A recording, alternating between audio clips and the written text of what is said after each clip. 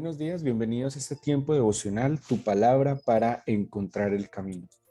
Hoy es 4 de abril del 2022 y vamos a continuar con la lectura de la Biblia. Hoy corresponde leer el primer libro de Samuel, capítulo 23 del 26 al 29, capítulo 24, el Salmo 57 y el primer libro de Samuel, capítulos 25 y 26. De nuevo, primer libro de Samuel 23 del 26 al 29, capítulo 24, Salmos 57 y primero de Samuel capítulos 25 y 26.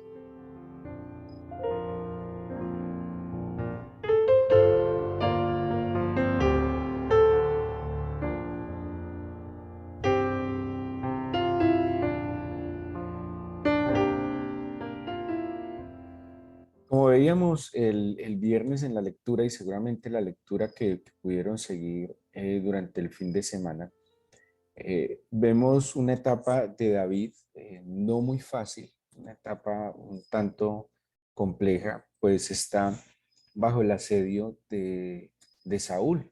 Saúl con todo su poderío, toda su autoridad, lleno de envidia en su corazón, de miedo, de inseguridad por el crecimiento de David. David se ve en la obligación de huir al desierto. Vimos los lugares donde David se escondió, quienes acompañaban a David.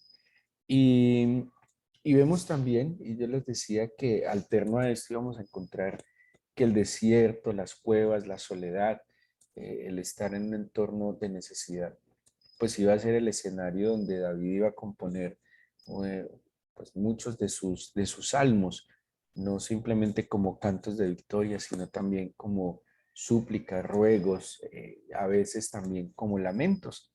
Y cómo aún esos momentos difíciles fueron de inspiración en David de parte del Espíritu Santo, como pues David también seguramente recibió revelación y su conocimiento del Señor fue diferente. A veces necesitamos, y eso también lo dice la Biblia, estar en la soledad un poco, estar en el silencio un poco, estar aislados pues, de tanto ruido que no nos permite escuchar al Señor. Así que pues vemos cómo el capítulo 23 nos describe muy bien lo que hablábamos la semana pasada comparando a David con Saúl, cómo David se conducía con prudencia y cómo David consultaba constantemente al Señor. Bueno, y aquí hay algo que no podemos nosotros como creyentes nunca perder en el corazón. Generalmente nosotros consultamos al Señor, pedimos ayuda al Señor en los asuntos que consideramos que son difíciles para nosotros, en los asuntos que consideramos que superan algún tipo de capacidad, en asuntos en los cuales tal vez no tenemos mucha experiencia o muchas habilidades.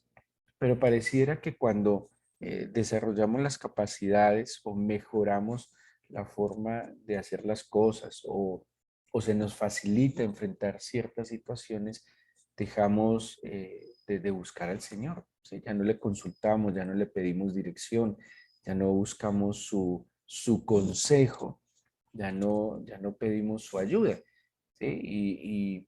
Y pues esto es un equivocado, completamente equivocado, porque o dependemos o no dependemos, o contamos con el Señor o no contamos con el Señor, o estamos con Él o estamos contra Él. Y hay algo es que David en términos generales durante su vida, siempre mantuvo esa actitud de depender sus decisiones, de pasar sus decisiones por la voluntad del Señor. Y cuando no lo hizo, y cuando sabemos más adelante, cuando se establece su reino, cuando no lo hizo, pues lastimosamente causó mucho dolor a él, a su familia, cuando no contó con el Señor. Y hay ciertas decisiones que David lastimosamente no contó con el Señor y esas decisiones precisamente fueron las que trajeron dolor y sufrimiento. Pero en términos generales nos llama también la Escritura a mantener esa actitud de humildad, de dependencia del Señor, de contar con Él, de pedir su bendición y su dirección. Vuelvo y digo, en lo que se nos dificulta, pero también en las cosas que consideramos que ya aprendimos a manejar y a sacar adelante. Estaba entonces dice el capítulo 23, 10, 11. Bueno, aquí está preguntando si va, si no viene, pero quería leer el 14. Dice, David se quedó en el desierto, en lugares fuertes, y habitaba en un monte en el desierto de Sif, y lo buscaba Saúl todos los días, pero Dios no lo entregó en sus manos. Y, y esta fue la constante de David en todo este proceso, ¿sí? David además no desaprovechaba el tiempo, o sea, no se limitó a escapar de Saúl, no se limitó a huir de Saúl simplemente, sino que paralelamente defendía al pueblo de Israel también de sus enemigos. David seguía defendiendo las fronteras del pueblo de Israel, algo así como que David ayudaba al mismo Saúl, porque era más que ayudar a Saúl, era defender a su país, era cuidar su patria. Bueno, de alguna manera él estaba también cuidando lo que el Señor le había, o estaba asumiendo la responsabilidad que el Señor le había dado, que era ser el pastor. Vuelvo y repito, la imagen de pastor en el Antiguo Testamento es la imagen, o se hace referencia más bien al papel de los gobernantes y de los reyes. Ellos son los que en el Antiguo Testamento tienen la responsabilidad de orientar al pueblo, de alimentar al pueblo, de apacentar el pueblo. Y David como pastor, que había sido ya nombrado por el Señor, pues estaba cumpliendo estas funciones en la medida pues que las circunstancias le favorecieran. Y llegamos al capítulo 25. En el capítulo 24, eh, Saúl queda casi en manos, en bandeja de plata delante de David, en un lugar que se llama Engadi o Engedi, que es un oasis en el desierto de Judea. Y pues Saúl, como les decía, estaba pues en las manos de David prácticamente y fue perdonado. ¿Sí? David dijo, yo no me voy a atrever a levantar mis manos en contra de aquel que escogió el Señor. Eso es como un tema del Señor con esa autoridad. ¿Sí? Y Dios, aquí el tema, hay algo que David nos enseña y hay que mirar con mucha delicadeza, porque la historia de David se ha prestado mucho para ciertas interpretaciones respecto a la autoridad. Y, y pues hay que tener mucha delicadeza porque a veces se enseña los conceptos de autoridad para sujetar a las personas a personas o a organizaciones. Y hay que tener mucho cuidado con que en verdad el Señor enseña sobre la autoridad. Ahora, puntos importantes que sí son claros en la Biblia respecto al tema de la autoridad. Uno, que toda autoridad el Señor la permite, ¿sí? No solo la coloca, sino que la permite. ¿A qué nos referimos en que la permite? En que sabemos que el ser humano perdió la autoridad en el mundo y se la cede al enemigo cuando se sujeta al enemigo. Por eso el diablo le ofrece al Señor Jesús en la tentación en Jericó o en el desierto, le ofrece los reinos de este mundo. Entonces, uno, de alguna manera, toda autoridad, si es permitida por el Señor, Pablo lo dice a los romanos, que en el capítulo 13, que toda autoridad, pues como tal, sí tiene una fuente que es el Señor. Pero también nos enseña la Biblia que el Señor le dio autoridad a los discípulos y cuando uno lee Marcos no le dio autoridad sobre las personas y claramente el Señor enseñó que la autoridad no era para enseñorearse de nadie, ni siquiera el Señor Jesús lo hizo. Es más, hizo una comparación y dijo, los reyes de este mundo se enseñorean de la gente, usan la autoridad para enseñorearse, para aprovecharse, pues, a, usando su poder, no para servir, sino para servirse a los demás. Y el Señor Jesús enseña que si él siendo maestro lavó los pies de los discípulos, si él siendo el maestro sirvió, pues el que quiera ser el primero, dice así, sea como el que sirva.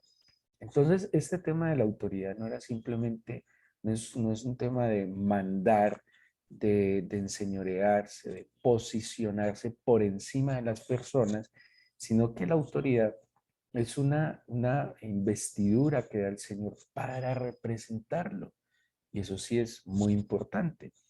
Una autoridad que el Señor me delega para yo representarlo a Él, no para posarme sobre nadie. Ahora, si yo reconozco que alguien ha sido puesto como una autoridad, que ha recibido una investidura, y les voy a poner el ejemplo de la autoridad más clara que debe tener uno sobre esta tierra, y son los papás. Los papás fueron investidos por parte del Señor, primero para darnos la vida biológica, física, pero también los papás fueron investidos con la autoridad del Señor para cuidarnos, para orientarnos, para dirigirnos. Los papás fueron colocados en este mundo para protegernos, ¿sí? Y tienen una investidura de autoridad de parte del Señor. Esa investidura de parte nuestra, como aquellos que estamos cubiertos bajo esa autoridad, pues no es para rendirles culto, adoración ni nada semejante, pero sí la Biblia nos enseña y nos invita a que les respetemos, a que les honremos, a que les amemos, a que pues de alguna manera reconozcamos esa investidura que el Señor ha puesto sobre ellos.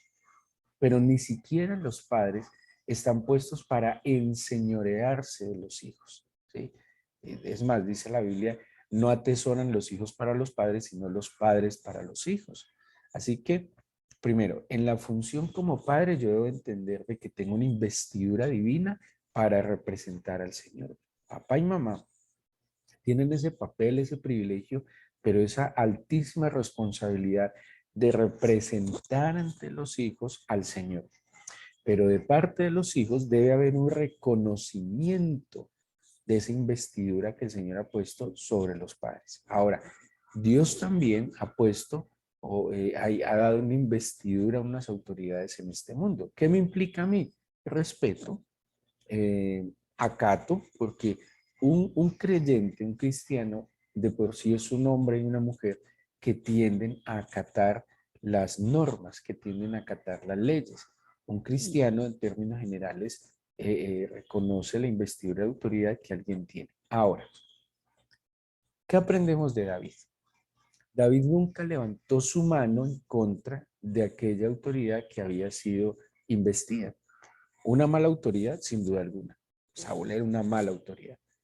Pero hay que distinguir también el hecho de que haya una mala autoridad no me obliga a mí para nada a que tenga que sujetarme a sus malas decisiones y a sus malas acciones. Vuelvo a poner el ejemplo de los papás. Si yo soy un creyente y mis papás se les ocurre delinquir, ¿sí? Mis papás, no sé, se unieron y deciden montar una banda criminal, pues yo simplemente no puedo estar con mis papás, ¿sí? No puedo sujetarme a lo que ellos digan en el sentido de que vamos a armar una banda y vamos a empezar a delinquir, porque hay una autoridad por encima de ellos que fue quien a ellos les delegó y esa autoridad es a la que yo debo sujetarme y obedecer absolutamente. Aunque no debo irrespetar a mis papás, eso no lo puedo perder de vista.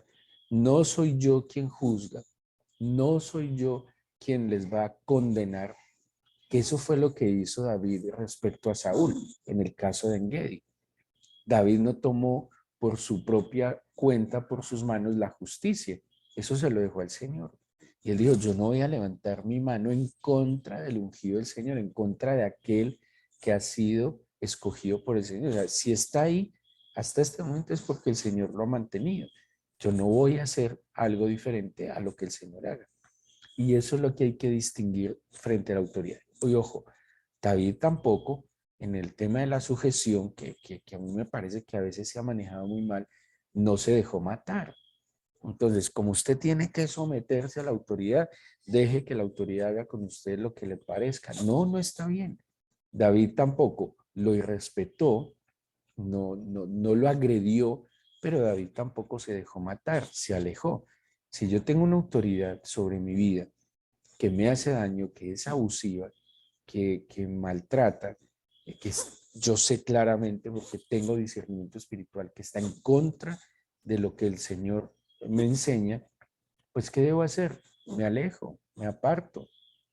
Es que nada me obliga que yo me tenga que sujetar a una autoridad que me está haciendo daño. Yo me aparto.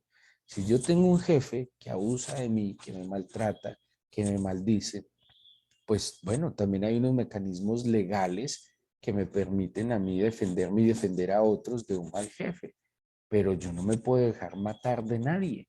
Yo me puedo y me debo alejar. Y eso nos muestra David.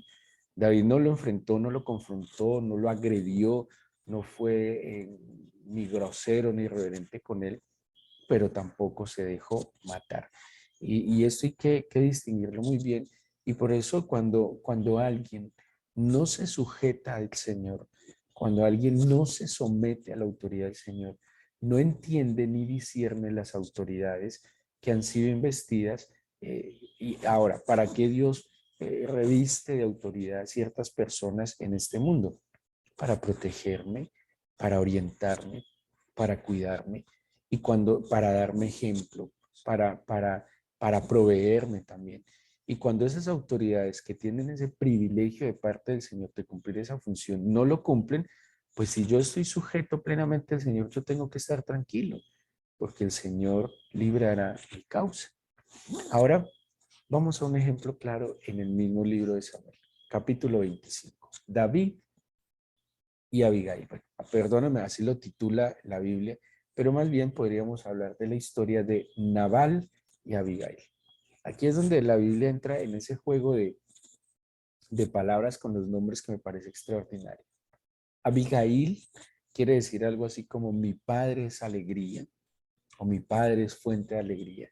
También hay algunas traducciones que traducen este nombre como la alegría de mi padre, pero la traducción más exacta sería mi padre es fuente de alegría. Abigail, un nombre precioso.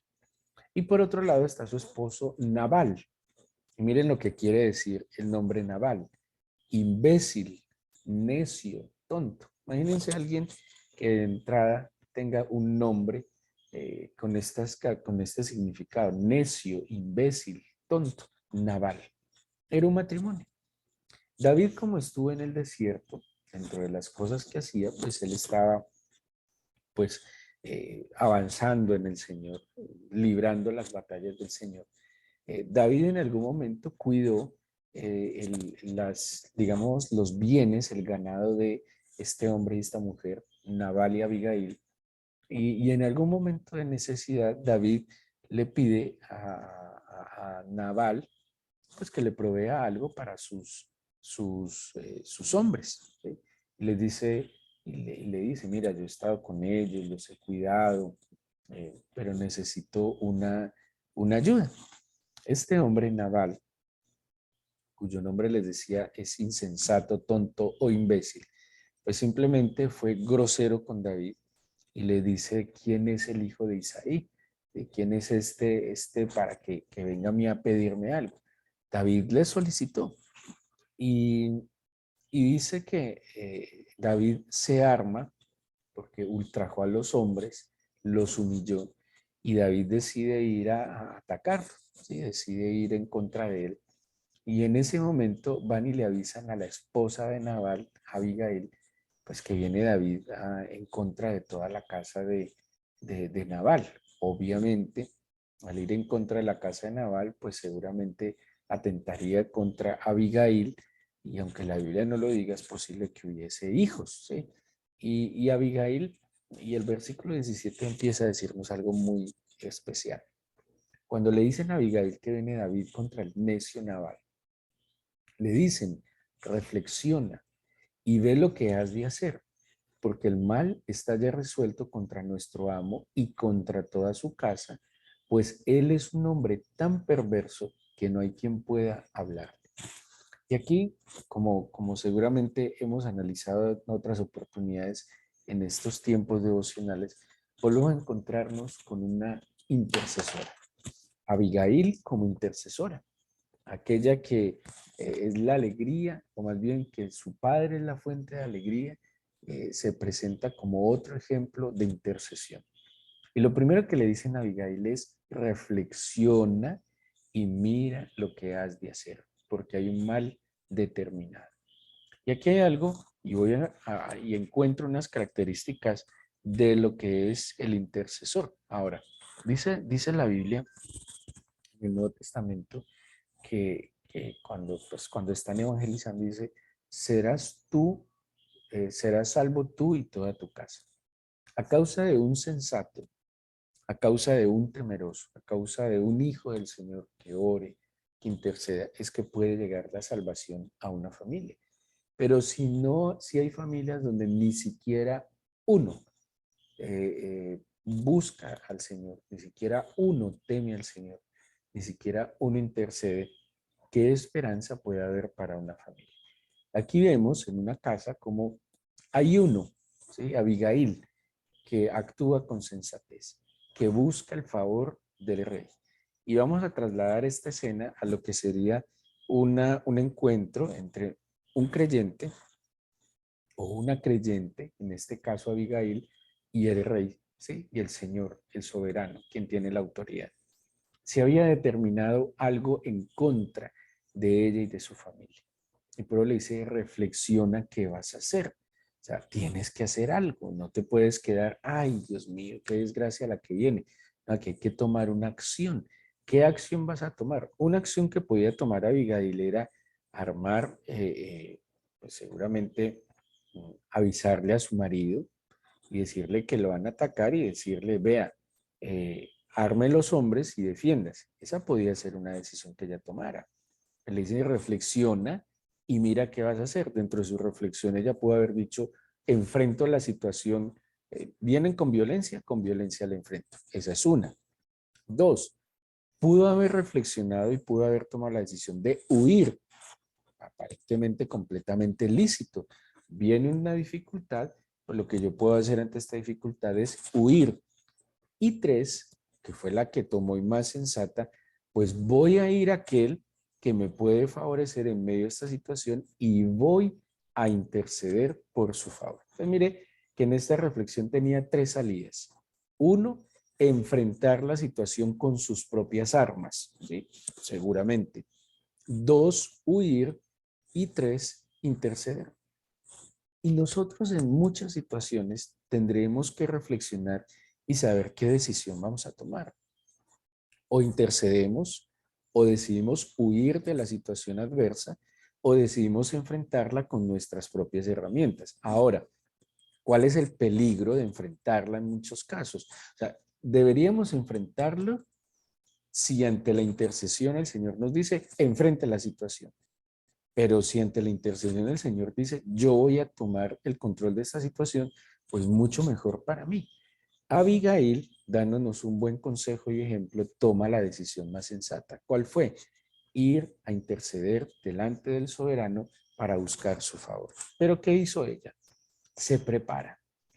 Y se prepara no presentándose con las manos vacías. Y en este esquema de intercesora, encuentro primero una mujer reflexiva que entiende que el mejor camino es la intercesión. Dos, se prepara, no se va a presentar con las manos vacías. Y es algo pues que suena interesado, pero es que es como inteligente.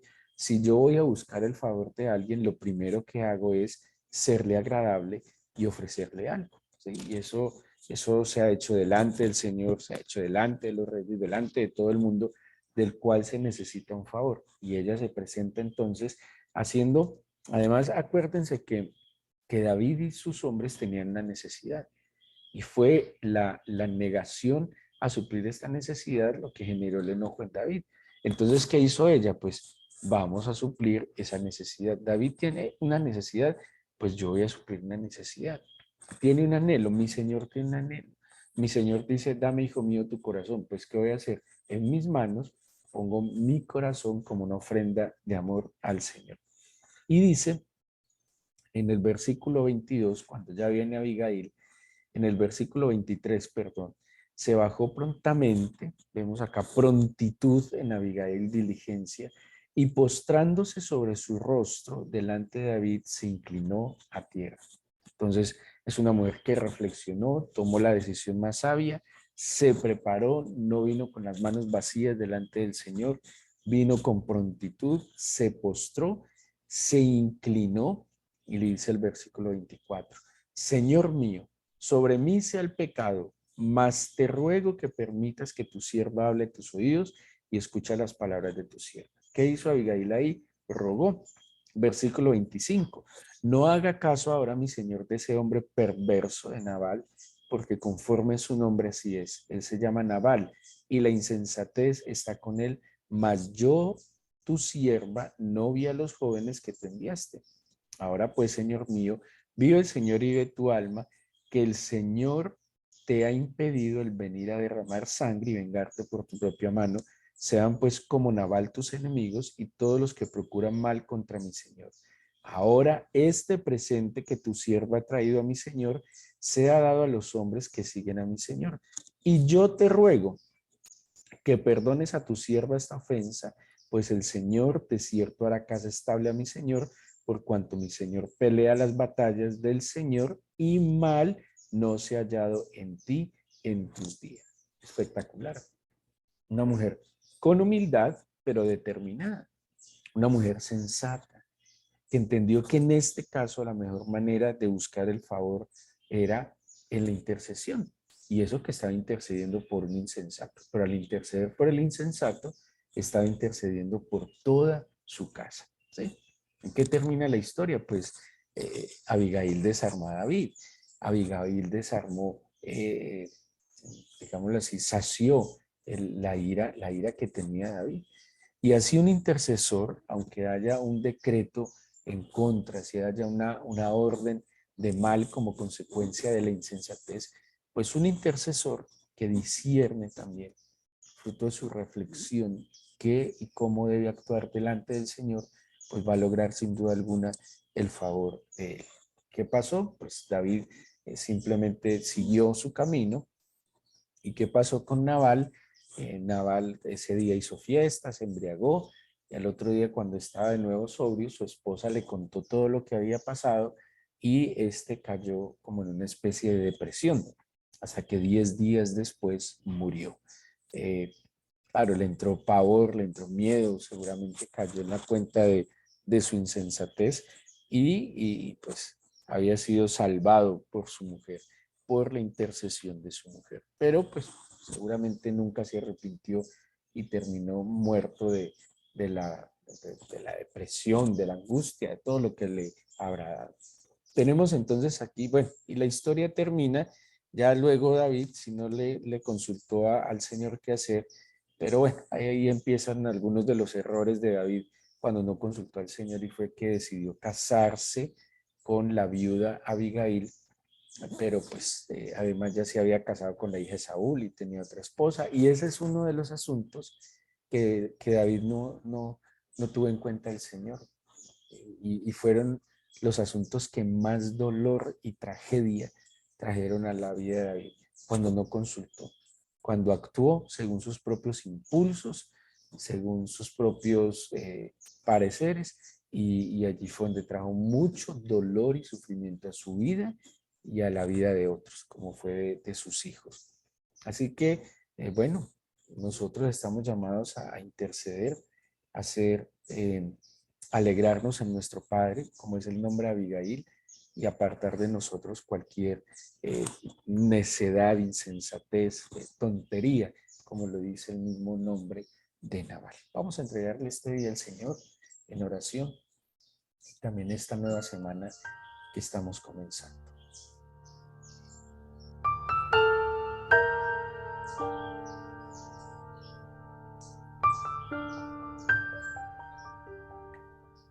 Aparta de nosotros la insensatez, Señor.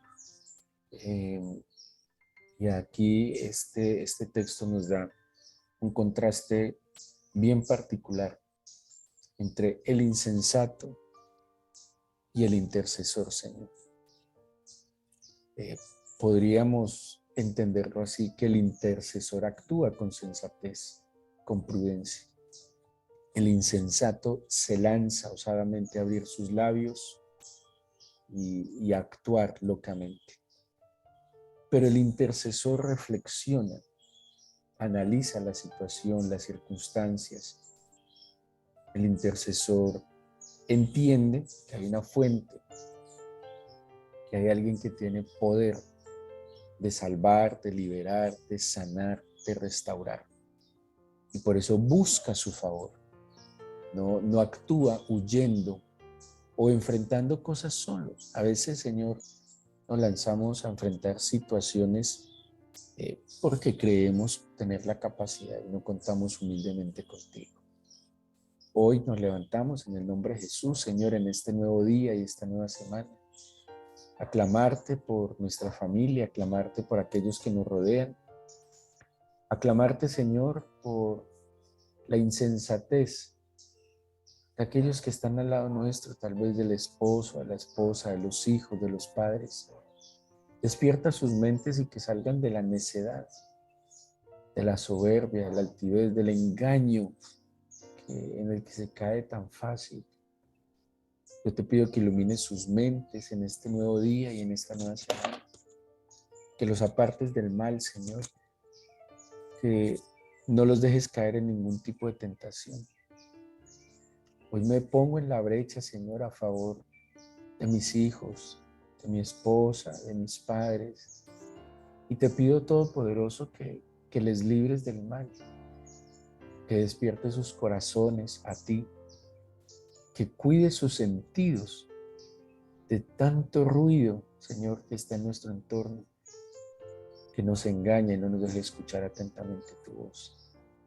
Líbranos del mal, líbranos del maligno, que no nos haga daño, Señor, y permítenos experimentar hoy y durante esta nueva semana y en este nuevo mes que igual estamos comenzando.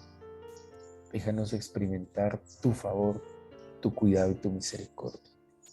Padre del cielo, yo te pido que bendigas a tus hijos y que esta semana sea una buena semana, una semana donde escuchemos tu voz, donde te veamos, te conozcamos.